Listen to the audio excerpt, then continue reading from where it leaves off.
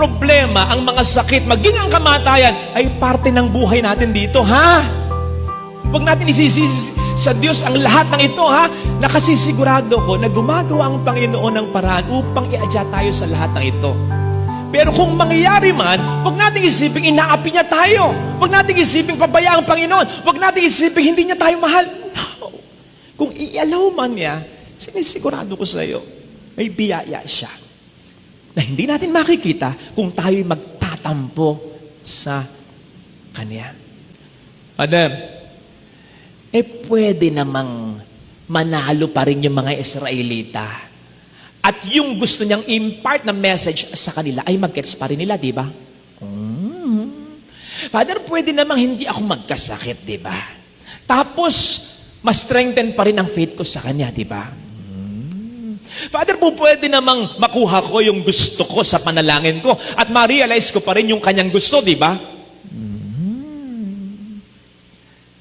Kung bakit ako nagaganon?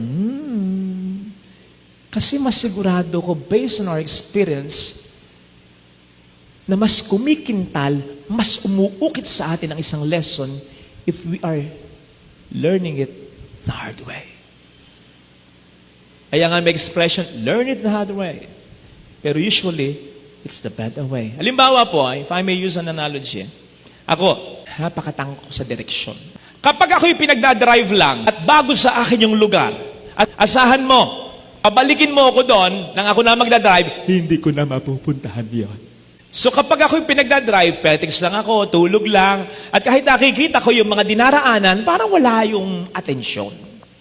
Pero iba kapag ako na yung nagdadrive, iba na yun, kasi may effort ka na, kumbaga, di ba? Learning it the hard way na. Pero yung learning it the harder way, ano yun? Kapag naligaw na ako ng 1-2 beses, sinisigurado ko sa'yo, yung pangatlong beses, alam ko na yan. Kahit nakapikit ako, mapupuntahan ko yan. Bakit? Naligaw na ako eh. Harder way na yun eh. Same thing!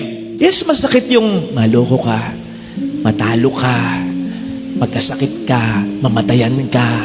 Pero kapag katulad din ng example ko, kahit naligaw ka na, pupuntahan mo pa rin, ay, mga kapatid, kung kahit na nasaktan ka na, na-disappoint ka na, lalaban ka pa rin, mag-move on ka pa rin, sasampalataya ka pa rin. Sinasabi ko sa iyo, you will realize greater blessings. Blessings that are greater than those blessings na nare-realize natin when everything is fine and okay sa buhay natin. Mas marirealize mo, mas paniniwalaan mo ang pagmamahal at kapangyarihan ng Diyos sa iyo. Nakapagpapaganda, pinapapangit lang natin basically sa pag-iisip na ang kasal ay papel lang, pangkaraniwang kasunduan lang. Well, kung ito ay kasunduan lang ng tao sa tao, halimbawa, ikaw may kontrata ka sa isang tao, sa isang kumpanya, sa grupo ng tao, sa moment na i-disobey niya, hindi niya i-honor yung napagkasunduan nyo, i-scrap mo yung papel, punitin mo, yun ang kasunduan ng tao sa tao. Pero hindi ganyan ang kasal. Hindi ito sa pagitan lang ng tao, ng dalawang taong ikinakasal. Maliwanag ang sinasabi sa Bible. Hindi ito gawa-gawa ng simbahan. Ang sinabi dito, ano? Ang pinagsama ng Diyos, huwag paghihiwalayin ng tao. Ibig sabihin, hindi lang yung dalawang tao ang involved. Kasama ang Diyos dito. In fact, ang Diyos ang siyang nagpag-iisa sa dalawa. Kung paano ang 1 plus 1, imposibleng maging equals 1. Napag-iisa ng Diyos ang dalawa. Siya ang nagpag-ugnay sa kanila. At kung siya ang nagpag-isa sa kanila, wala kang karapatan o ang sino man, wala tayong kapangyarihan na buwagin yan at pakialaman yan. Kaya, i-hold natin bilang totoo talaga yan. Ang pinagsama ng Diyos, huwag paghihiwalay ng tao.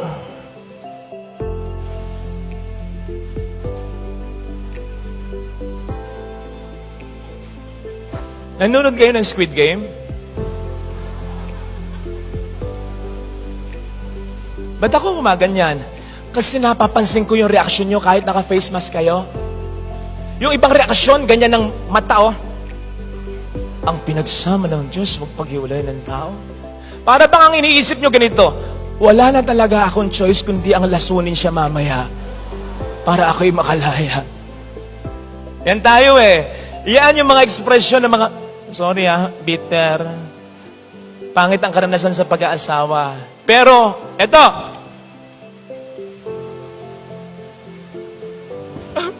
Ang ganda ng mata mo. Ang ganda ng mata mo. Ang ganda ng mata mo. Ikaw yung may magandang karanasan sa pag-aasawa. At alam mo yung sinasabi ko. Nasa pag-aasawa, hindi lang kayong dalawa. Kasama siya. Kaya nga lahat ng problema inyong nakaya at patuloy na kinakaya. Kasi hindi lang kayong dalawa. Kasama siya. Kasi kung kayo lang dalawa, hindi niyo talaga makakaya.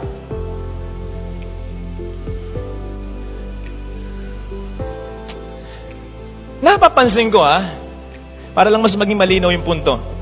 Pag may kinakasal ako, may mga pagkakataon, yung lalaki, habang sinasabi niya dun sa babae, kailanman hindi kita pagtataksilan. Kung minsan nauutal, nasa samid, kailanman hindi kita... o kaya nabibingi, ano nga yung father? Totoo. Kung minsan, kahit masabi ng diretsyo, kailanman hindi kita magtataksilan. Ang galing, sa abay, may sisigaw. Woo! Ay, maniwala. Ito hindi ko gawa-gawa. Kahit yung sinabi ko, hindi ko gawa-gawa yun. Nangyayari yun. Kamakailan, baka nga nanonood sila. Sorry may kinasal kami dyan. Alam naman nila ito, tawa kami ng tawa. Ganyan ang weather ganyan ang panahon. Habang sinasabi ni lalaki dun sa babae, kailanman hindi kita pagtataksilan. Kumulog, kumidlat. Totoo. Tapos si babae, nung yung part na niya ang sinasabi niya, umulan naman ng malakas. Shhh! Ay, ano to? Buti nga, hindi pa ako pwede magsalita. Kasi kung makapagsasalita ako, baka may mapahiya.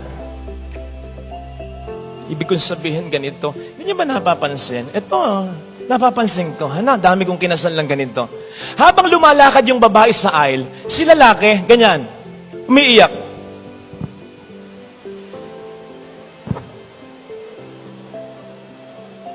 Di ba?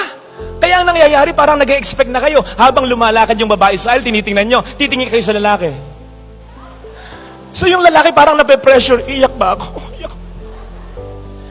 Kung bakit gusto ko magsalita, parang gusto ko sabihin ganito, umiiyak ka ngayon? Siya naman ang paiiyakin mo pagdating ng panahon. Di ba? Tawa ng tawa mga bitter. Kampi-kampi na. Seriously, let me end by saying this. Ang tindi nung pangako, kailanman, not even once, kailanman, hindi kita pagtataksilan. Lalaki, kaya mo yon? Come on. Kahit isang beses, hindi ka titingin dun sa babae? Ako nga, kung minsan tumitingin, ikaw pa. Ay, ba't ko ba nasabi yon? Ano? Kaya mo kahit minsan hindi? O babae? Kahit minsan, in any forms of unfaithfulness, hindi mo magagawa kahit sa isip at sa puso mo? Kahit minsan, come on, wag tayo maglokohan. Wag! Alam mo, alam ko, hindi nyo kaya. Kaya nga kayo, nagpapakasal sa Diyos, naghahawakan kayo ng kamay ng mahal ninyo, kasi sinasabi nyo sa Panginoon, Lord, gagawin namin ng lahat, magpapakabuti kami, iwas kami sa tukso, iwas sa bisyo, lahat gagawin namin. Pero kulang ito. Kailangan namin ng tulong mo. Yun ang ganda ng kasal.